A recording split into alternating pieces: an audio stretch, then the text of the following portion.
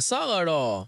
ဆောက်လို့ရေးဖွဲ့ကဗျာကွန်ကရစ်နေရထူကြီးကိုစင်ချေလောမှာတိဆောက်လိုက်ရဲ့ပြဿနာကိုဖြေရှင်းနိုင်မယ်လို့ကျွန်တော်တို့ထင်ခဲ့ကြပါတယ်ဒါပေမဲ့တကယ်လက်တွေ့မှာတော့နေရတစ်ခုတိဆောက်ယူမဲ့မလုံလောက်သေးပါဘူးဗျာအခုတော့စင်ချေလောမျက်နှာပြင်မှာအန်ဒီရီကန့်ညစ်နေသေးတယ်ဗျာ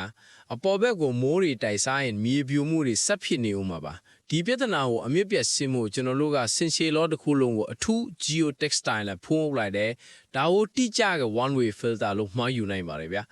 သူကမြေကြီးကိုတီငယ်စေပြီးရေတိုက်စားမှုကိုတတ်တာစေုံတာမကမိုးတွေကိုလည်းအလွယ်တကူစီးစိမ့်သွားစေပါတယ်ဗျာပြီးတော့မျက်စိတွေကျဲချောလိုက်တယ်အချင်းကြာလာတာနဲ့အမျှဒီအပေါ်မှာတဘာဝအဖြစ်တွေပေါက်လာပါလိမ့်မယ်အမြင့်တွေကအောက်ကိုထိုးဆင်းပြီးမြေကြီးကိုမြဲမြံစွာတွဲထားမှာပါအမြင့်တွေနဲ့ geo textile တွေရဲ့အားကောင်းတဲ့ပေါင်းစပ်မှုကြောင့်အလွန်တည်ငြိမ်ပြီးခိုင်ခန့်တဲ့စီမံကိန်းတစ်ခုကိုဖန်တီးနိုင်ခဲ့ပါပြီအခုမြင်တွေ့ရတဲ့အတိုင်းစိမ့်လန်းပြီးလုံခြုံတဲ့ပတ်ဝန်းကျင်ကိုရတော့ပါပြီဒါဟာအင်ဂျင်နီယာပညာရပ်ရဲ့အမခန့်စွမ်းအားတစ်ခုပါပဲ